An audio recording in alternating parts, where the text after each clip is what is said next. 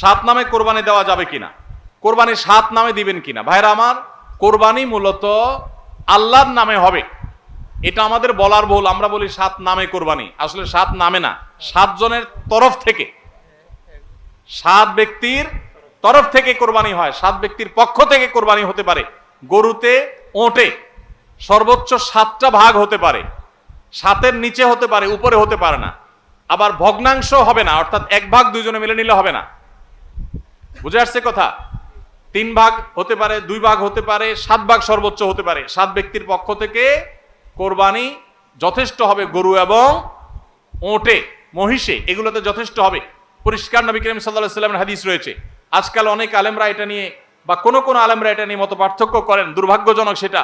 এটা নিয়ে সংখ্যাগরিষ্ঠ ইমামদের দ্বিমত নাই। আরব আজম কোন দেশে সংখ্যাগরিষ্ঠ আলেমদের কোনো দ্বিমত নাই যে গরু, ওট এগুলো সাত